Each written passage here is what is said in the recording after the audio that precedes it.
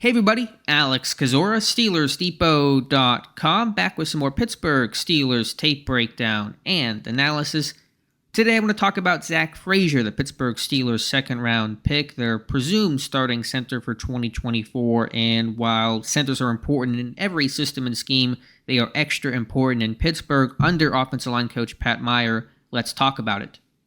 Before we start, if you guys could like this video, subscribe to the channel, and check out the site, SteelersDepot.com, would really appreciate that. So on screen right now is not Zach Frazier. We will get to him in just one moment. We're starting with 2023 tape of the Pittsburgh Steelers to get an idea of what Pat Meyer's system entails, what it asks of its offensive linemen. And I think in most systems, especially in past years in Pittsburgh, the center in pass protection was generally not uncovered and was not working 1v1. He was usually helping the guards, and they'd be helping the D tackle, the 1 tech, or the 3 tech. Under Pat Meyer, I'm speaking broadly here, but generally the guards are going to help the tackles more than they're going to help the center, which leaves the center on an island 1v1 to block the D tackles in a lot of cases. So just one example at random here, doesn't even go well, kind of showing the need for maybe an upgrade at the center position.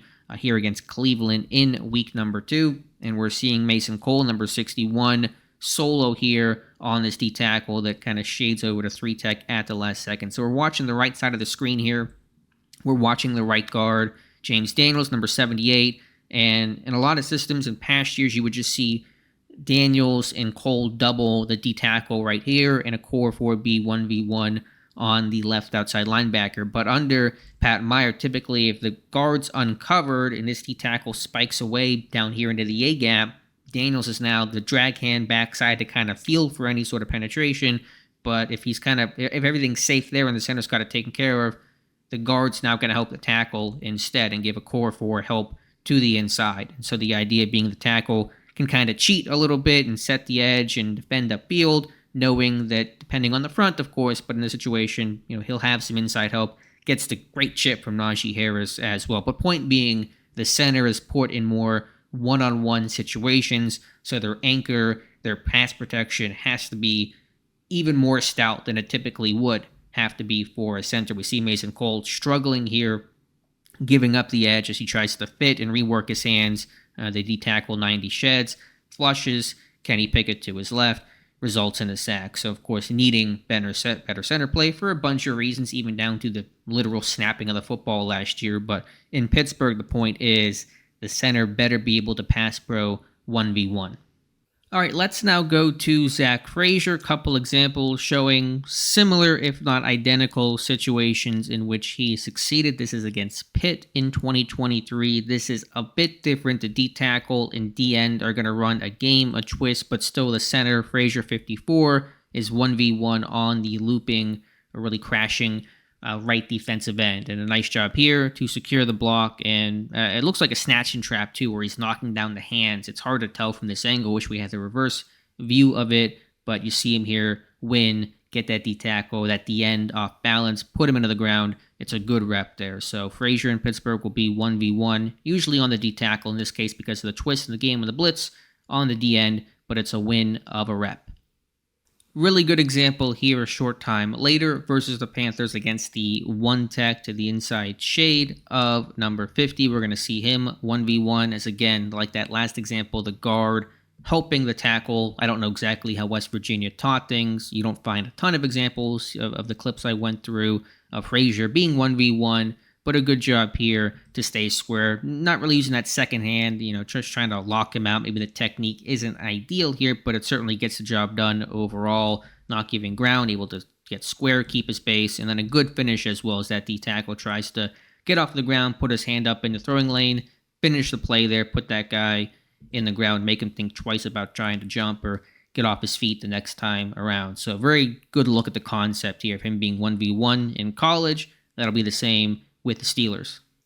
Watching Frazier in a different game versus Baylor. The Baylor Bears will bring a blitz off the left side. We're going to watch the D tackle and D end slant down a gap. And so again, we're going to get the center Frazier on 95. That's Gabe Hall. 1v1, it's not as difficult of a block as it's not head up. And really these defensive linemen are just slanting down to try to free up the space. It's a the tackle tries to come down, at least hopefully to influence the tackle coming down on the blitz. Doesn't work ultimately for Baylor here. So not the most pristine example, but again, just watching some 1v1 against Hall, who's a longer, bigger defensive lineman, ultimately went undrafted, which surprised me a bit, but that point aside, watching Frazier 1v1, and overall I thought he looked comfortable and competent in those situations. Last example, like the first, watching a twist a game as 45, the linebacker will crash, the D-tackle will loop over the top. And so I was trying to find more examples like that one we showed of him truly against that D-tackle on a bull rush. Just not many of them, just not many circumstances where that came about, where it's kind of shotgun, traditional drop back, like you're going to see a bit more often in Pittsburgh. But similar idea, ultimately he's 1v1 versus a D-tackle. And a nice job here to use this hop step. And that's what Pat Meyer teaches to defend the bull rush. It's not the most graceful looking thing in the world, but we're just trying to get the job done here to keep the quarterback clean. And so we're going to give some ground here with this hop step.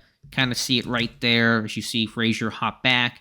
Yes, you are giving ground, but you're giving ground to be able to anchor and kind of put your cleats in, as opposed to trying to, hold your ground initially and then get pushed back and uprighted. So it's just kind of giving you some time to reset, and usually it takes between 1 to 2 of those hop steps to be able to anchor yourself. The guys that are really good and strong can do it in 1. Most guys will do 2. Kind of see 2 here from Frazier, but ultimately you're keeping your pocket clean for your quarterback to give him time to throw this deep ball down the right sideline. So I'll try to slow it down here. You kind of get 1 right there on the hop step, just trying to regather yourself, and then a second one right there, just to kind of regain leverage. It works. And so you see some of those techniques when we did the Troy Fautanu breakdown. We talked about some of the techniques that he's already using that Pat Meyer teaches, like the chase down block, like being more aggressive in his pass sets.